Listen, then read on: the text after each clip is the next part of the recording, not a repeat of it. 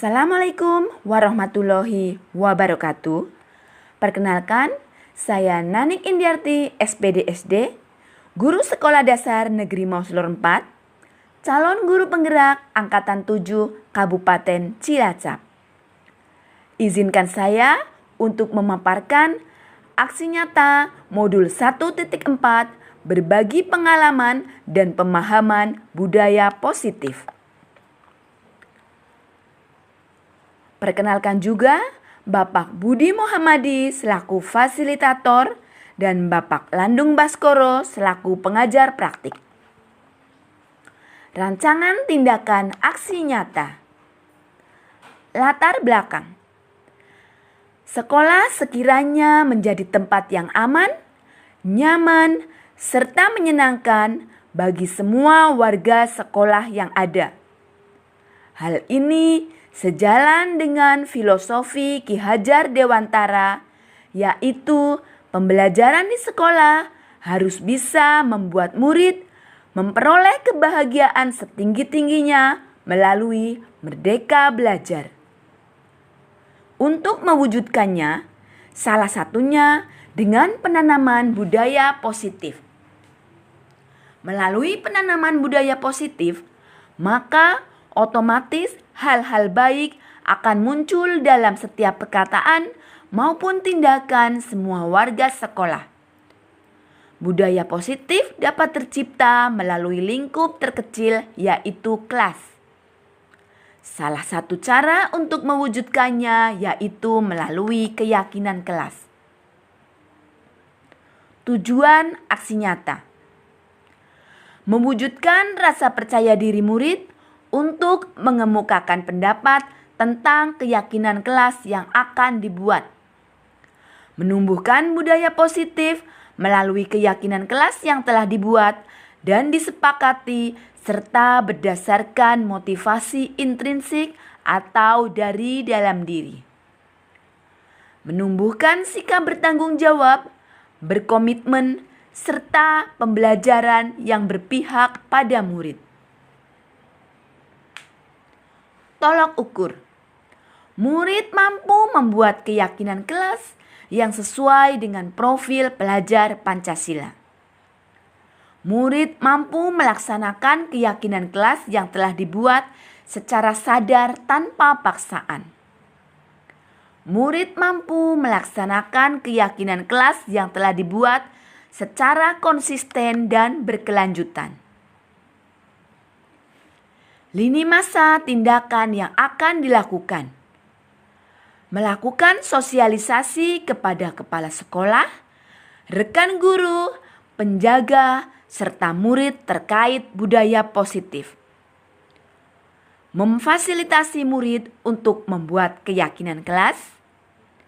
Keyakinan kelas yang dibuat kemudian ditandatangani oleh warga kelas serta ditempel di dinding.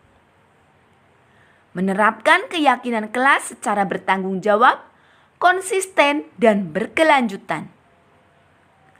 Mendokumentasikan setiap kegiatan sebagai bahan refleksi terkait budaya positif guna menuju profil pelajar Pancasila. Dukungan yang dibutuhkan. Dukungan dari kepala sekolah, rekan guru, dan penjaga untuk menjadi role model penerapan budaya positif di sekolah. Murid yang berkolaborasi dengan guru dalam membuat keyakinan kelas serta berkomitmen untuk konsisten dalam penerapannya. Orang tua murid dalam hal penerapan budaya positif di rumah dan lingkungan masyarakat sehingga menjadi teladan bagi murid. Alat dan bahan berupa kertas stick note, alat tulis, kertas asturo, laptop, infokus, serta alat perekat. Berikut ini merupakan kegiatan aksi nyata yang dilakukan di sekolah terkait berbagi pengalaman dan pemahaman budaya positif. Bismillahirrahmanirrahim. Assalamualaikum warahmatullahi wabarakatuh.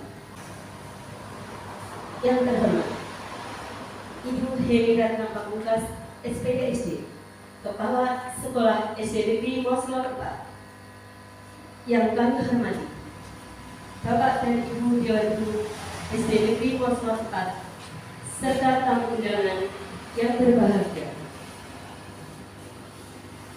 Puji syukur senantiasa kita ucapkan kehadiran Allah Subhanahu wa Ta'ala yang telah memberikan limpahan karunia-Nya sehingga pada hari ini kita dapat menghadiri acara berbagi pengalaman dan pemahaman budaya positif oleh Ibu Nanik Indiarti SPDSD, calon guru penggerak angkatan 7 Kabupaten Cilacap. Acara selanjutnya menyanyikan lagu Indonesia Raya yang akan dipimpin oleh Ibu Vika Yustita Oktiani SPD. Kepada Ibu Vika Yustita Oktiani disilakan. Hadirin dimohon berdiri.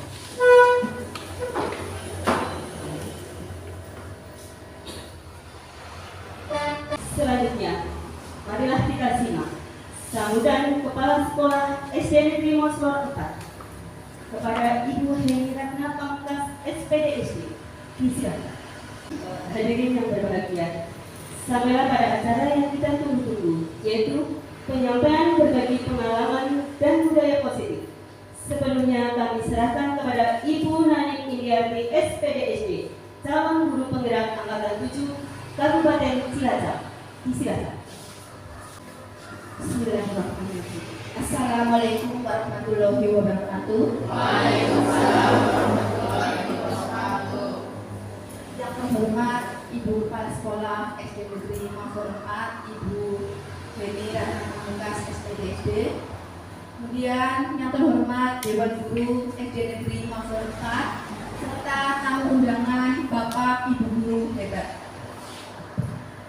Pertama-tama, marilah kita panjatkan puji syukur kita kepada Allah Subhanahu wa Ta'ala yang telah senantiasa melimpahkan rahmat, taufik, hidayahnya kepada kita semua, sehingga pada hari ini kita dapat bersama-sama berkumpul dalam acara berbagi pengalaman dan pemahaman budaya positif. Terima kasih atas kehadiran Bapak dan Ibu guru hebat semua. Dan sebelumnya saya meminta maaf, saya berdiri di depan ini bukan bermaksud menggurui kepada Bapak dan Ibu guru yang lebih senior, tetapi kita bersama-sama di sini hari ini berbagi pengalaman, berbagi ilmu dan berbagi informasi, saling bertukar pikiran. Perkenalkan, saya Nanik Indiarti, calon guru penggerak angkatan 7 dari Kabupaten Cilacap. Kemudian ada Bapak Budi Muhammadi selaku fasilitator dan Bapak Landung Baskoro selaku pengajar praktek.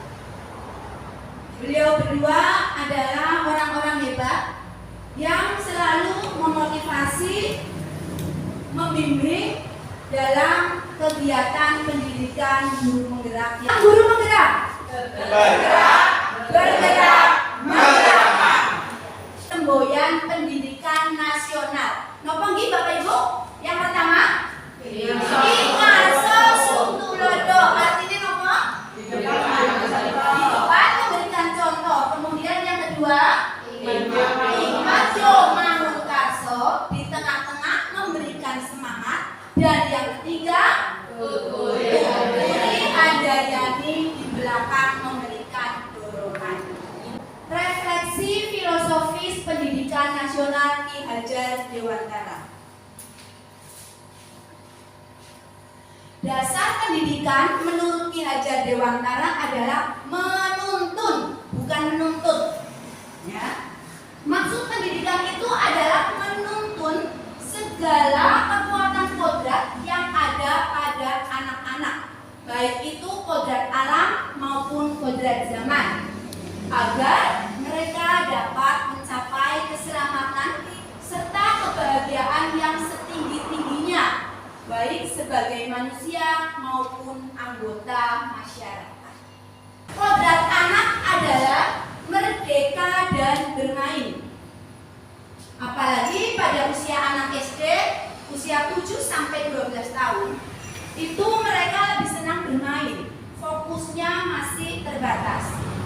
Merdeka yang berarti memiliki kebebasan. Manusia merdeka adalah manusia yang hidupnya baik lahir maupun batin tidak bergantung kepada orang lain, akan tetapi bersandar atas kekuatan dirinya sendiri. Permainan anak bisa menjadi bagian pembelajaran di sekolah. Dalam sebuah permainan, anak bisa belajar dan mendapatkan pendidikan karena setiap anak senang melakukan permainan. Selanjutnya, pendidikan yang berpihak pada anak. Sebagai pendidik, kita dengan ikhlas hati dan bebas dari ikatan apapun mendekati sang anak dan mengorbankan dirinya, melayani, menghamba kepada anak. Bukan murid untuk guru, melainkan guru untuk murid. Karena sejatinya pendidikan adalah berpusat atau berpihak pada anak. Anak itu bukan tabula rasa. Anak bukanlah kertas kosong yang bisa digambar sesuai dengan keinginan orang dewasa, sesuai dengan keinginan orang tuanya maupun gurunya. Karena anak lahir itu sudah dengan kekuatan kodrat, meskipun masih samar-samar. Anak sudah mempunyai potensi, bakat, tetapi masih belum jelas. Sedangkan tugas kita adalah memfasilitasi, membantu anak untuk menebalkan garis-garis samar tersebut agar dapat memperbaiki lakunya untuk menjadi manusia yang seutuhnya. Selanjutnya, budi pekerti yang akan melahirkan keseimbangan maupun keselarasan. Budi pekerti, watak, karakter adalah bersatunya antara gerak, pikiran, perasaan, dan kehendak ataupun kemauan sehingga menimbulkan tenaga dan semangat. Konsep petani diibaratkan guru itu seorang petani, sedangkan murid adalah benih, bisa benih jagung maupun benih padi. Sedangkan sekolah adalah lahan pertaniannya. Apabila benih yang baik jatuh pada lahan yang baik, kemudian memperoleh air, memperoleh sinar matahari yang cukup, dan mendapatkan pemeliharaan yang baik dari petani tersebut, maka otomatis akan menghasilkan pertumbuhan tanaman yang baik. Kalau tidak ada pemeliharaan, keadaan tanamnya tidak baik, tempat jatuhnya benih tidak mendapatkan sinar matahari yang cukup, ataupun kekurangan air, maka meskipun benih tersebut dasarnya baik, maka tidak akan dapat tumbuh dengan baik karena pengaruh keadaan. Kesimpulan pemikiran Ki Hajar Dewantara, tujuan pendidikan yaitu menuntun segala kodrat pada anak agar mereka dapat selamat dan bahagia baik sebagai manusia maupun sebagai anggota masyarakat. Aku melihat Indonesia karya Bung Karno. Jika aku berdiri di pantai Ngeliat, aku mendengar lautan Hindia bergelora membanting di pantai Ngeliat itu. Aku mendengar lagu Sajak Indonesia. Jikalau aku melihat sawah-sawah menguning menghijau, batang-batang padi yang menguning menghijau, aku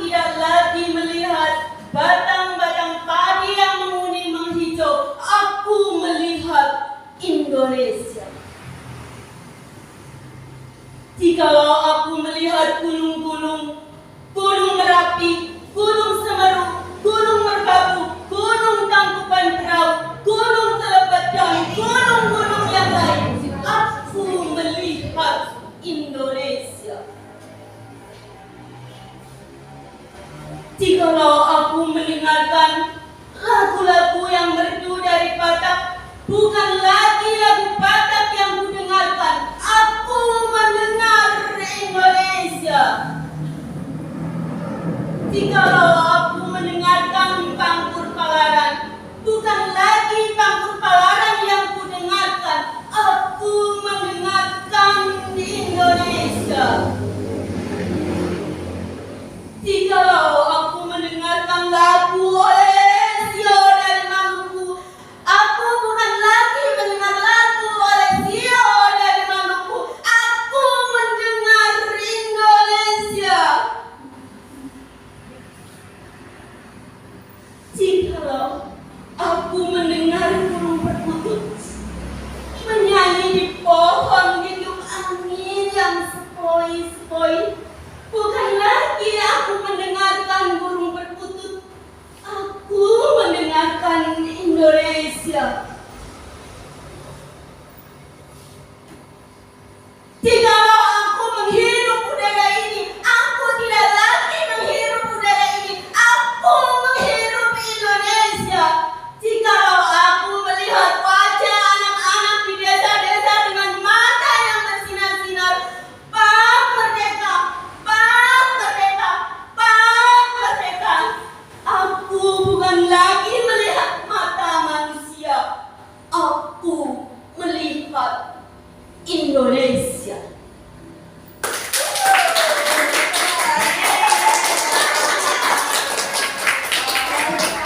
Nilai dan peran guru penggerak. Ada mandiri, berpihak pada murid, reflektif, inovatif, serta kolaboratif.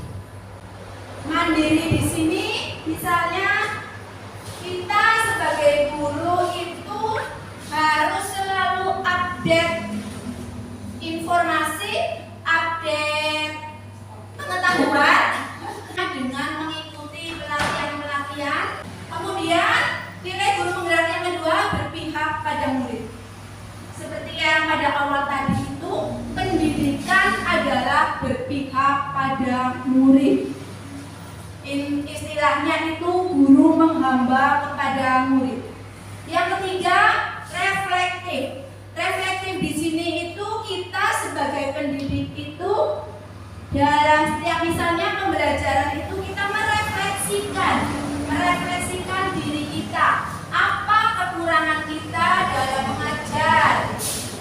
Kekurangan-kekurangan itu kita refleksi, kemudian kita perbaiki agar pembelajaran sesudahnya menjadi lebih baik lagi. Kemudian nilai guru penggerak yang keempat adalah inovatif. Inovatif di sini berarti sebagai guru, apalagi guru zaman sekarang, guru milenial. Istilahnya guru milenial itu kita harus inovatif dalam pembelajaran. Baik dalam membuat video-video pembelajaran yang menyenangkan, membuat games, maupun membuat alat peraga yang menyenangkan murid tetapi menunjang pembelajaran agar lebih mudah dipahami oleh murid. Selanjutnya nilai guru penggerak yang kelima adalah kolaboratif. Kolaboratif di sini bekerja sama. Jadi guru itu bisa berkolaborasi dengan siapapun, dengan murid di dalam kelas, dengan teman sejawat, bahkan dengan orang tua murid. Tujuannya apa? Dengan kita berkolaborasi, maka otomatis pembelajaran maupun segala hal yang ada di sekolah itu akan lebih mudah. Selanjutnya peran guru penggerak.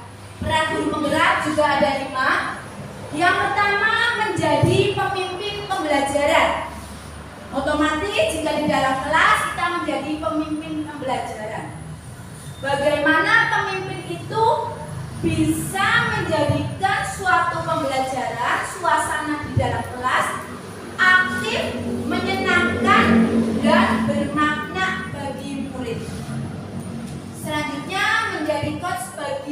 lain.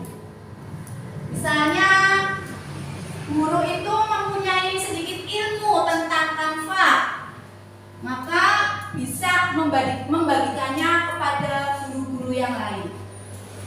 Selanjutnya, menggerakkan komunitas praktisi. Komunitas praktisi itu bisa dari yang tingkat terendah, tidak langsung berpikir di komunitas praktisi itu kata-katanya, istilahnya itu hebat sekali. Tetapi komunitas praktisi di sini ini kita bisa misalnya KKG di sekolah, KKG di Dabin itu digerakkan. Apalagi sekarang KKG sudah mulai berjalan kembali. Kemudian mewujudkan kepemimpinan murid. Di sini itu maksudnya kita sebagai pendidik bisa memotivasi, bisa melatih, bisa membimbing murid agar mempunyai sifat jiwa pemimpin. Tidak hanya beberapa murid kita saja, tidak hanya pengurus kelasnya saja misalnya, tetapi bergiliran. Semua anak kita motivasi, semua anak kita bimbing agar mereka otomatis lebih percaya diri dan mempunyai jiwa kepemimpinan. Kemudian yang terakhir, mendorong kolaborasi seperti tadi, bersama-sama dengan rekan guru. Bersama-sama dengan rekan guru itu menciptakan tujuan pendidikan yang lebih baik. Selanjutnya, seorang guru harus memiliki nilai dan mampu menjalankan perannya sehingga dapat memberikan teladan, memotivasi, serta memberikan dukungan kepada muridnya menuju kemerdekaan hidup sehingga dapat mencapai kebahagiaan dan kesejahteraan setinggi-tingginya dan menjadi manusia yang seutuhnya. Kita langsung menuju ke modul 1.3. Ada visi guru penggerak. Jika mendengar kata visi itu apa nggih Bapak dan Ibu guru? Visi itu tujuan yang ingin dicapai. Berarti sudah terjadi atau belum? Belum terjadi, betul sekali. Visi itu membayangkan sebuah lukisan, berarti belum terjadi. Sebuah lukisan lengkap pada kanvas yang masih kosong. Visi diibaratkan sebagai bintang penunjuk arah yang akan memandu kita untuk mencapai suatu tujuan. Visi itu adalah sesuatu yang belum terjadi saat ini, namun kita yakini akan terwujud di masa yang akan datang. Bagi guru, mendidik bukanlah sekedar pekerjaan administrasi. Target kita bukan hanya sebuah dokumen saja. Memiliki visi tentang pertumbuhan murid merupakan hal yang sangat penting bagi seorang guru. Sehingga kita patut memiliki impian. Murid seperti apa yang kita harapkan terwujud pada diri mereka di masa yang akan datang. Kita ingin murid kita itu seperti apa di masa yang akan datang. 3, 4, 5, 6, 10 tahun yang akan datang. Itu hubungannya dengan visi.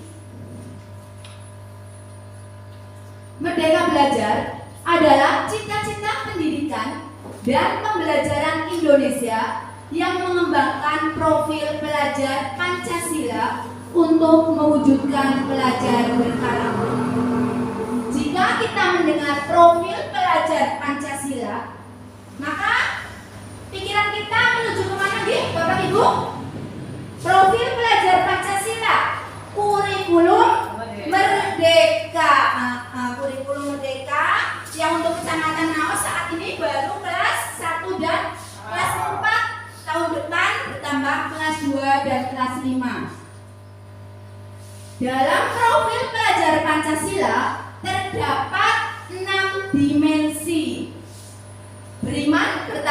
kepada Tuhan Yang Maha Esa dan berakhlak mulia, berkebinekaan global, bergotong royong, kreatif, bernalar kritis, serta mandiri.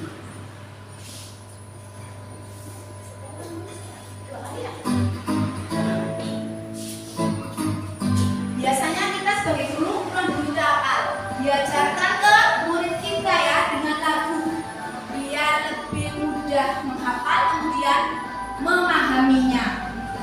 Belajar Pancasila, beriman dan bertakwa pada Tuhan Yang Esa dan berakhlak mulia, berkebinekaan global, gotong royong mandiri, kreatif dan bernalar kritis. Suka saya Pancasila, beriman dan bertakwa pada Tuhan Yang Esa dan berakhlak mulia, berkebinekaan global, gotong royong mandiri, kreatif dan bernalar kritis. Biasanya dengan lagu anak-anak kita lebih mudah menghafal. Terkadang gurunya juga lupa.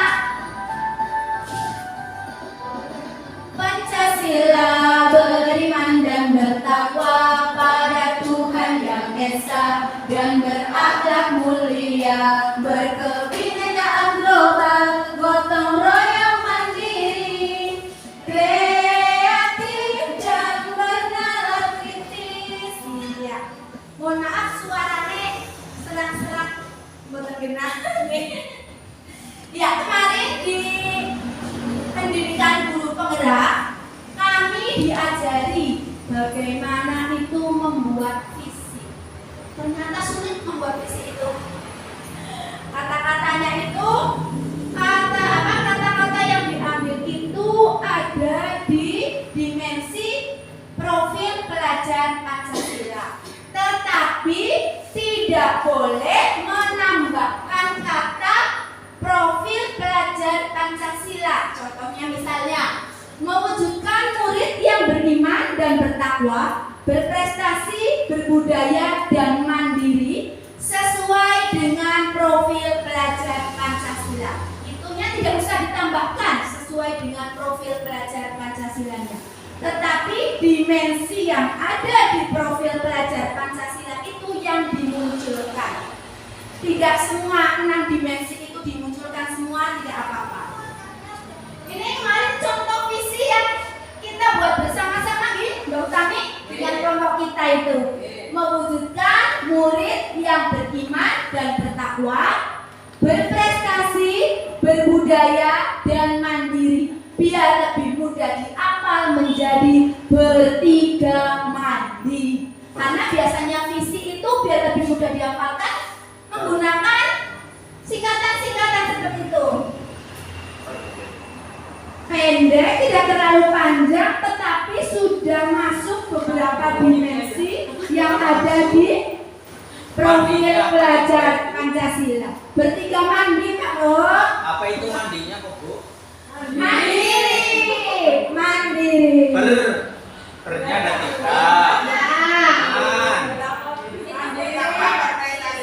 3. Berimannya mana? Beriman. Beriman dan bertakwa 1, berprestasi 2, berbudaya 3. Beriman dan bertakwa itu gabung jadi 1. Jadi ini telur 3, terus mandi, jadi mandi bertiga. Tidak masuk itu.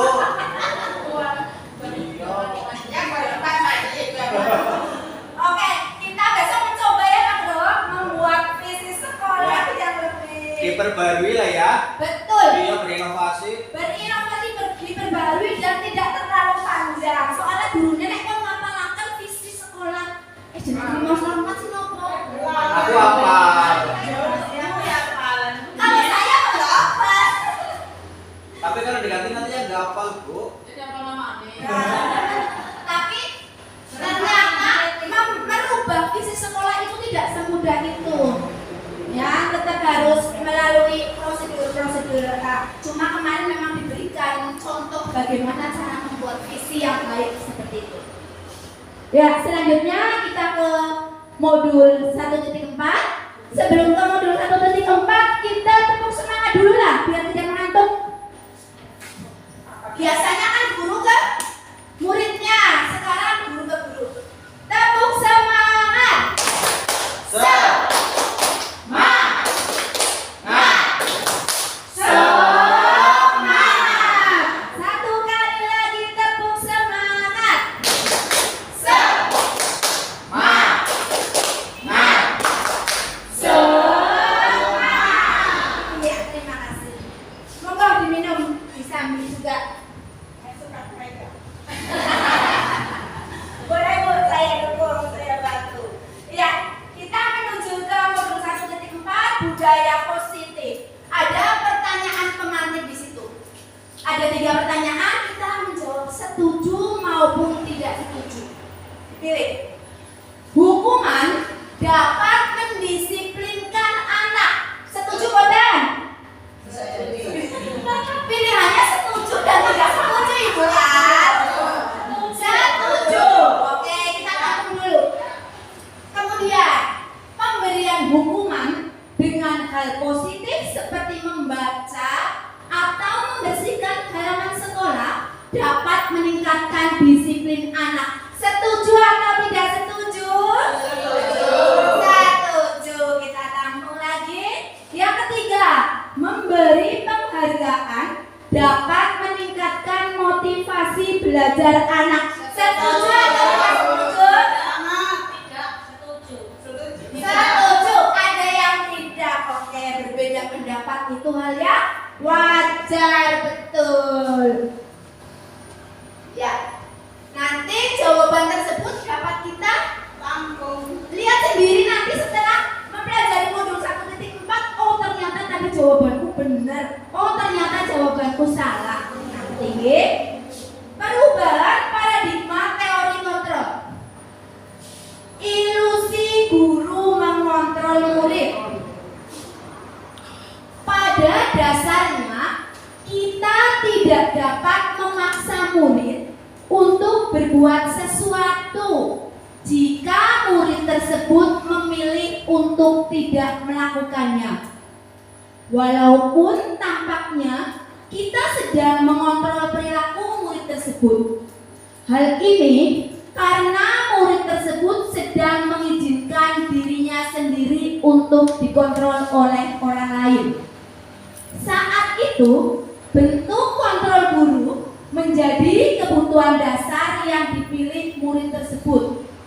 Penguatan positif atau bujukan adalah bentuk-bentuk suatu perilaku tertentu, adalah suatu usaha untuk mengontrol murid tersebut. Dalam jangka waktu tertentu, kemungkinan murid tersebut akan menyadarinya dan mencoba untuk menolak bujukan kita. Atau bisa jadi murid tersebut menjadi tergantung pada pendapat sang guru untuk berusaha. Anak menjadi tidak mandiri. Selanjutnya, ilusi bahwa orang dewasa memiliki hak untuk memaksa. Banyak orang dewasa yang percaya bahwa mereka itu memiliki tanggung jawab untuk membuat murid-murid berbuat hal-hal tertentu sesuai keinginan gurunya. Apapun yang dilakukan dapat diterima selama ada sebuah kemajuan berdasarkan sebuah pengukuran kinerja. Pada saat itu, orang dewasa akan menyadari bahwa ternyata perilaku memaksa tidak akan efektif untuk jangka waktu yang panjang dan sebuah hubungan permusuhan akan terbentuk. Apakah makna disiplin jika mendengar kata disiplin? Disiplin itu berasal dari bahasa Latin, artinya apa? Disipliner, artinya belajar. Disiplin diri itu artinya membuat orang menggali potensinya menuju sebuah tujuan apa yang dia hargai.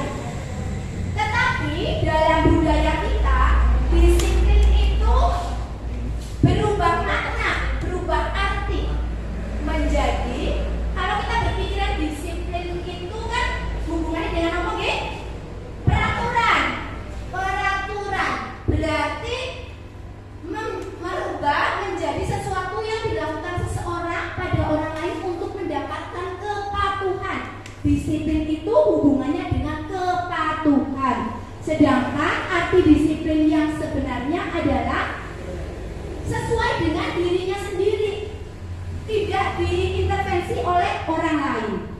Kecenderungannya kata disiplin itu dengan ketidaknyamanan, bukan dengan apa yang kita hargai atau pencapaian suatu tujuan mulia. Ya, ada teori motivasi perilaku manusia. Yang pertama, untuk menghindari ketidaknyamanan atau hukuman. Biasanya misalnya anak terlambat masuk sekolah karena dihukum oleh gurunya, maka anak tersebut berusaha hari besok dan besoknya lagi aku bangun lebih awal, berangkat lebih awal ke sekolah agar tidak terlambat karena takut dihukum. Jadi anak itu berangkatnya lebih gasik, tapi bukan karena kesadaran dia sendiri, tetapi karena takut dihukum. Kemudian yang kedua, untuk mendapatkan imbalan dari orang lain atau institusi. Apa yang akan saya dapatkan apabila saya melakukannya? Yo, kerjakan. Kerjakan. Nanti kalau yang sudah selesai, Bu Guru kasih uang 2.000, Pak Guru kasih uang 2.000, sana buat beli jajan.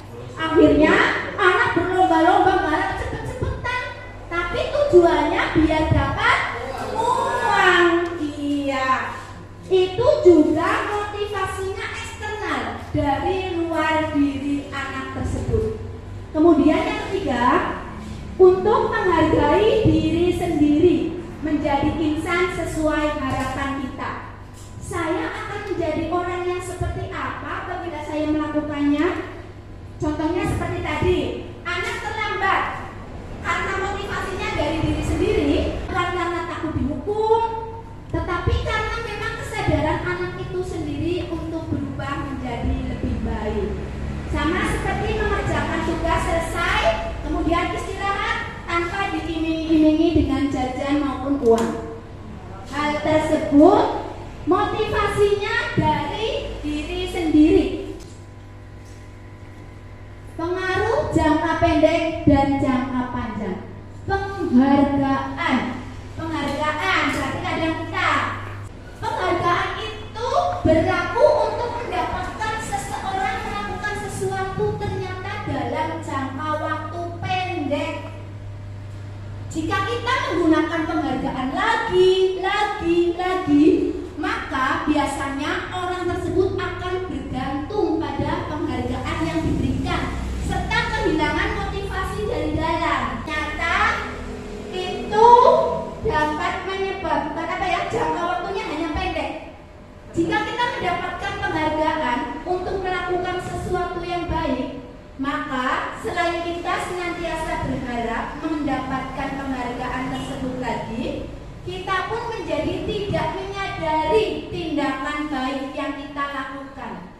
Pada hukuman itu biasanya membuat anak sakit baik fisik maupun hatinya, ya. Sedangkan konsekuensi itu hanya membuat rasa tidak nyaman saja. Kemudian anak membenci kedisiplinan. Pada konsekuensi anak akan menghargai kedisiplinan. Pada hukuman itu ada unsur paksaan, sedangkan pada konsekuensi tidak.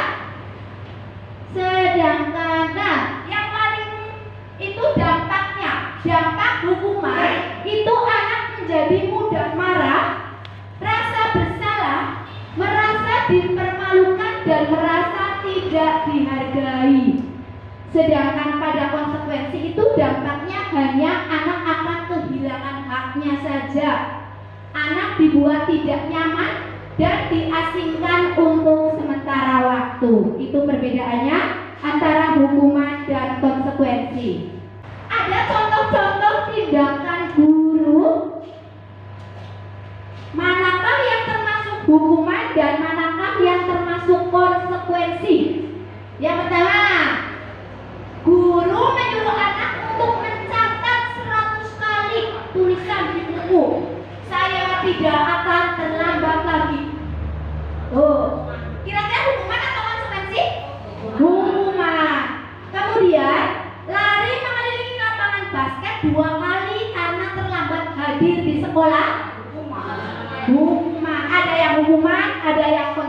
konsekuensi.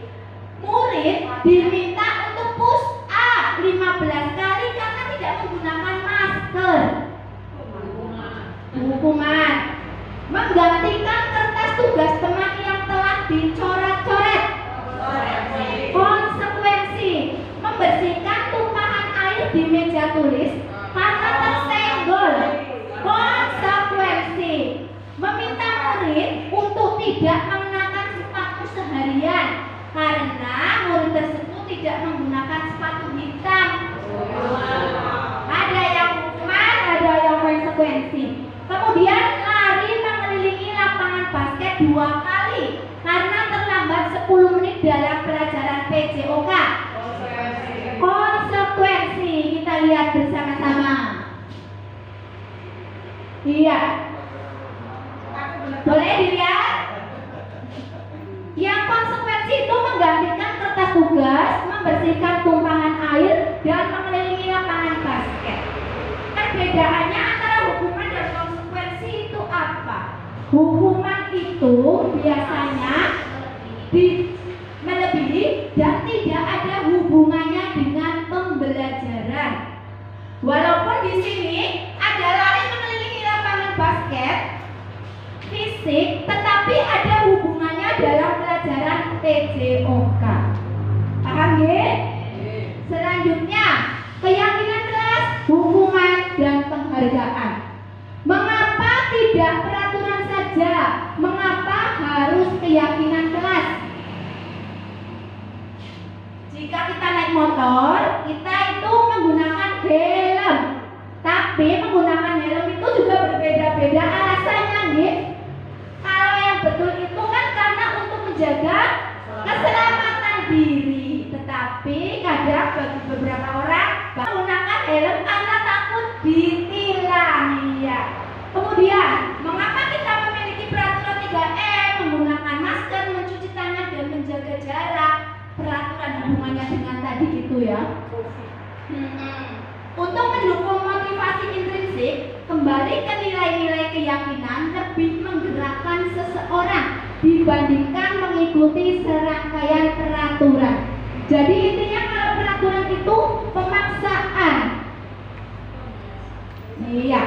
Nah, berawal dari peraturan kelas, maka terbentuklah keyakinan kelas. Dari keyakinan kelas menghasilkan lingkungan yang positif. Lingkungan yang positif otomatis menghasilkan budaya positif di lingkungan sekolah kita. Kemarin saya mencoba membuat keyakinan kelas bersama dengan murid-murid saya. Mensosialisasikan dulu, kemudian bersama-sama kelas seperti apa yang kita harapkan.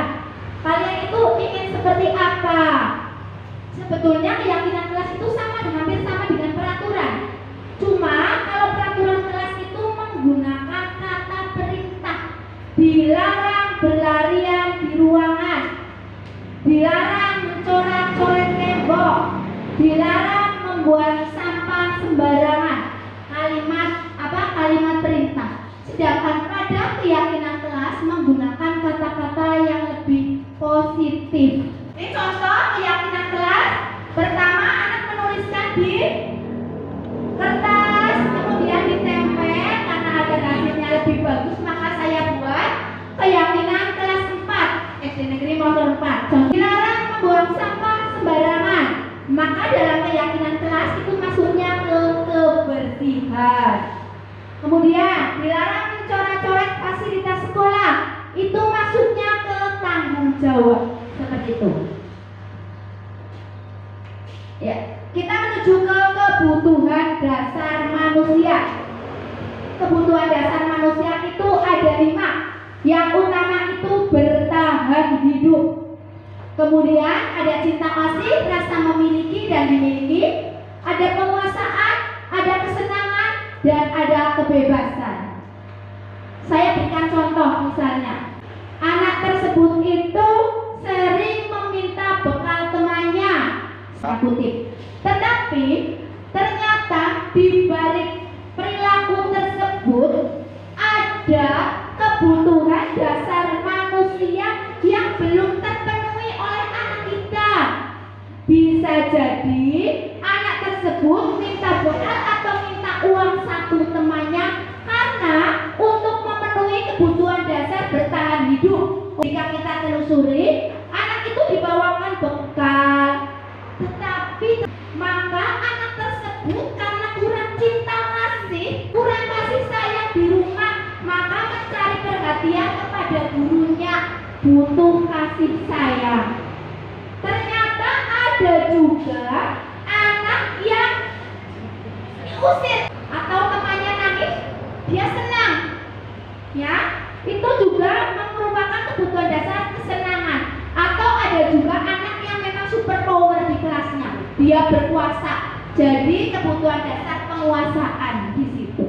Jadi satu perilaku itu perlu kita korek, mana kebutuhan dasarnya yang perlu kita cukupi. Selanjutnya kita ke 5 posisi kontrol guru.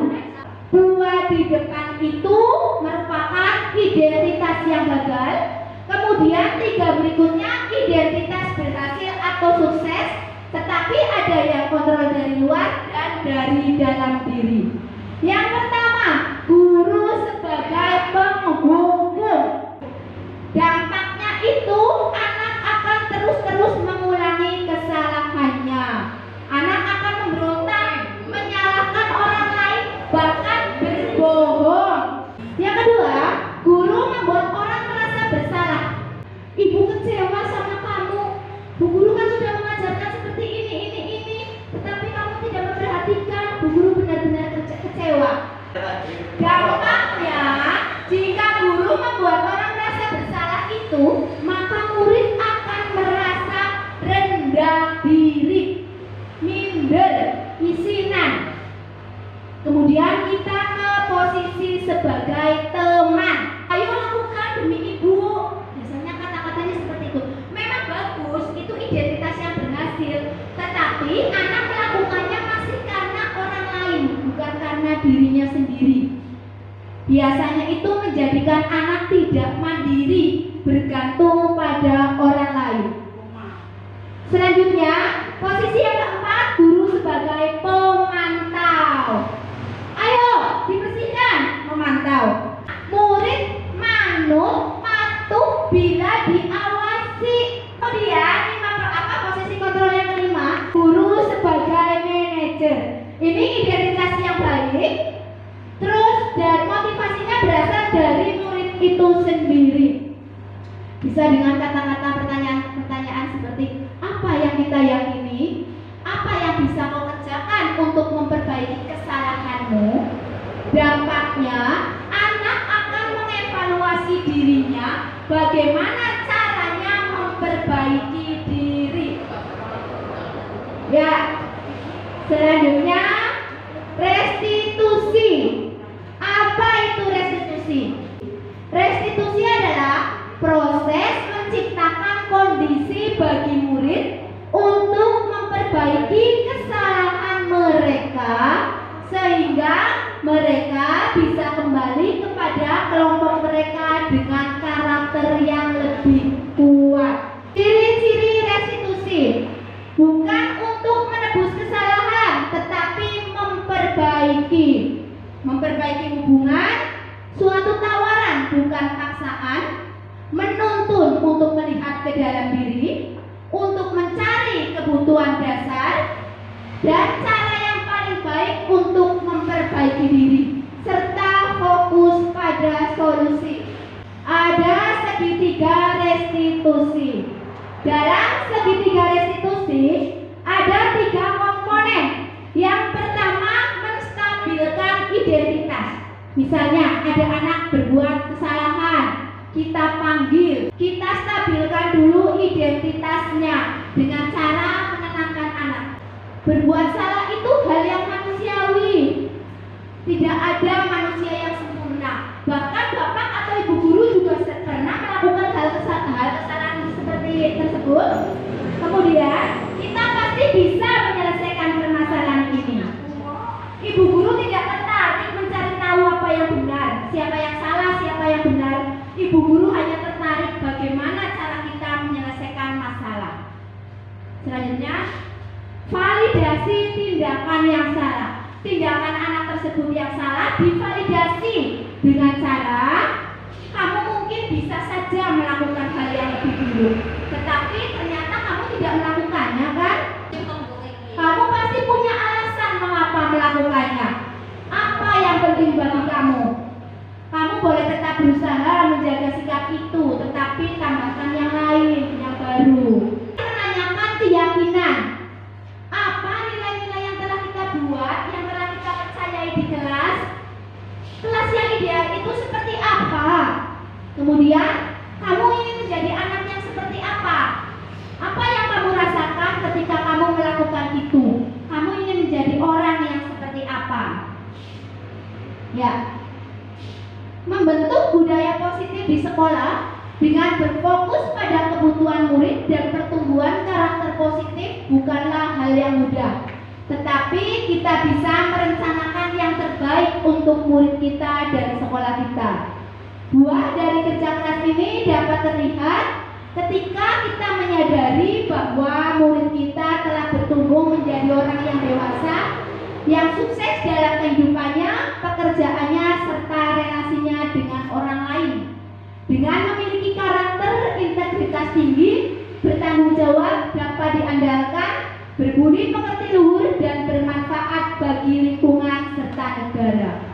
Kalau bukan kita yang melakukannya, siapa lagi? Kalau bukan mulai dari sekarang, kapan lagi? Ya, ini ada contoh saya melakukan segitiga restitusi. Monggo.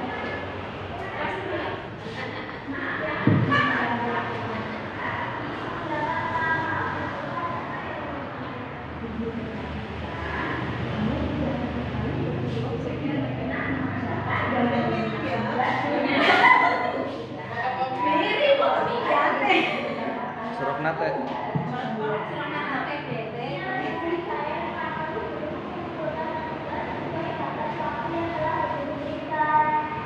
Ya, sebenarnya kejadian seperti itu tidak hanya kamu saja yang melakukannya.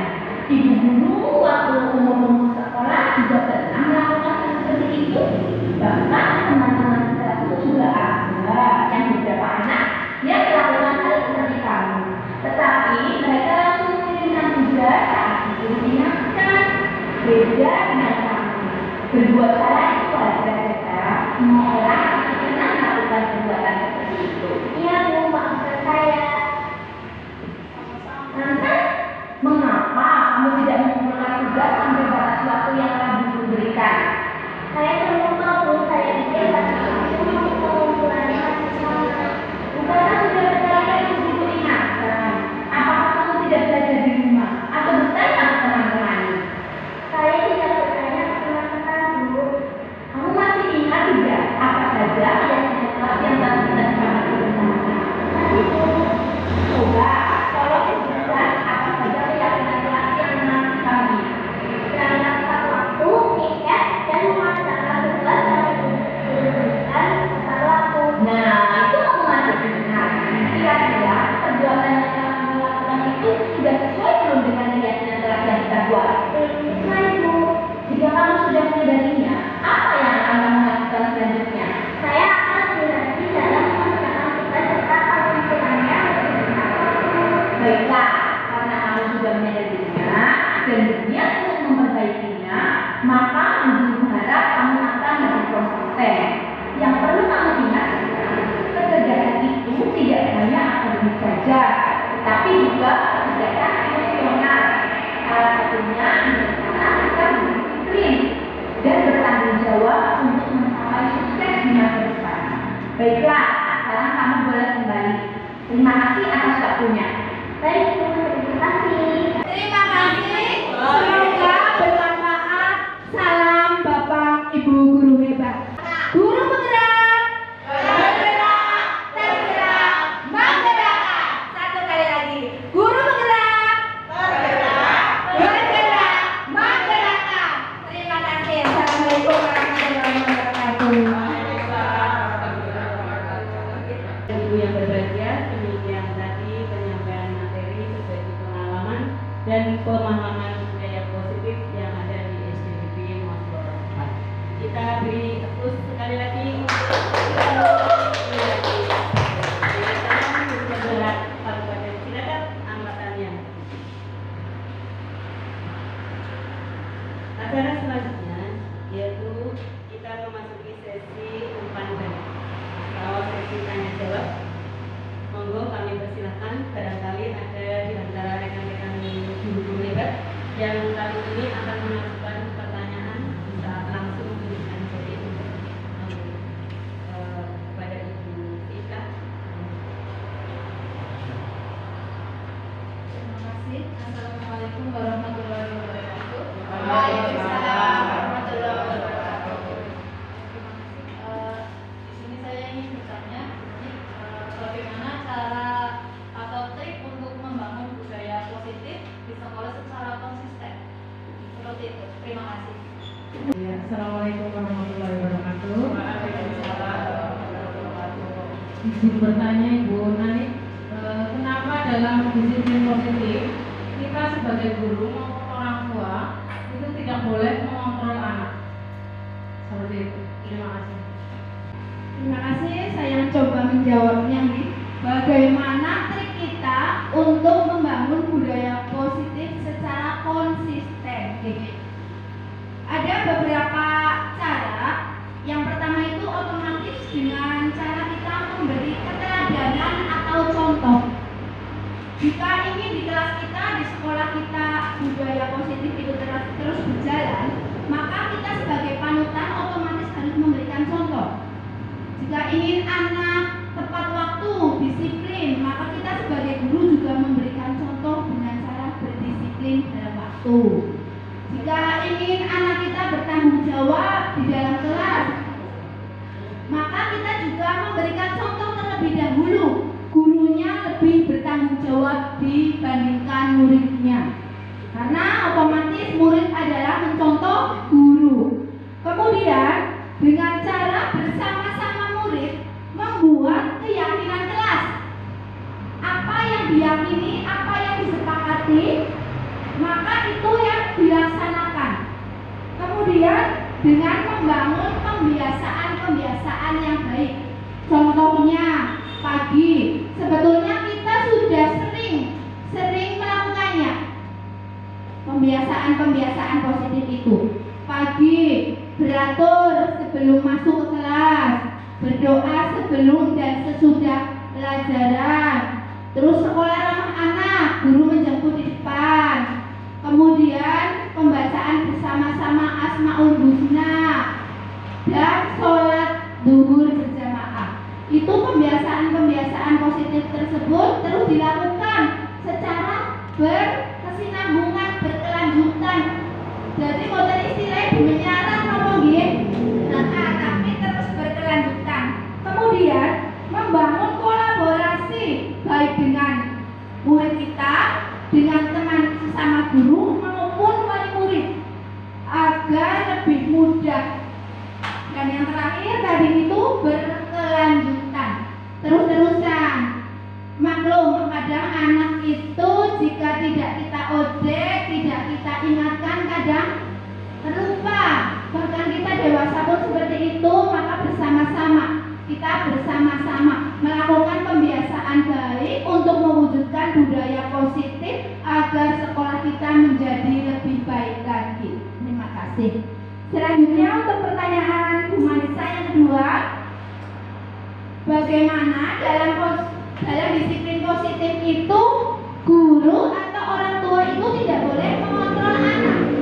Seperti yang saya terangkan tadi sebelumnya itu, dalam disiplin positif yang diharapkan itu adalah faktor internal, faktor dari dalam diri anak itu sendiri. Sedangkan jika kita mengontrol, maka otomatis motivasinya itu dari luar diri anak tersebut, yang secara tidak langsung akan menghilangkan kesempatan anak untuk menumbuhkan kepercayaan dirinya, untuk untuk melatih anak mengendalikan diri, biar anak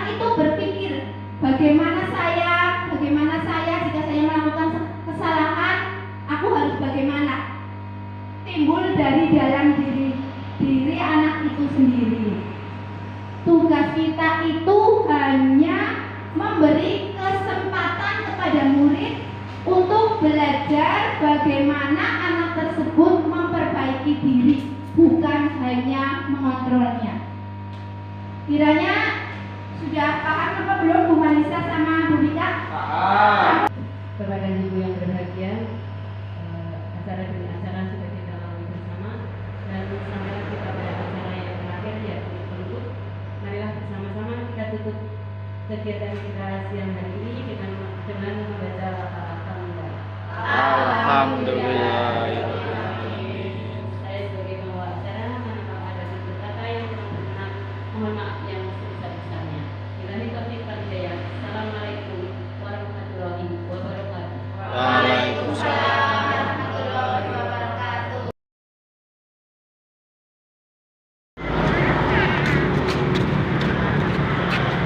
Gabung sama yang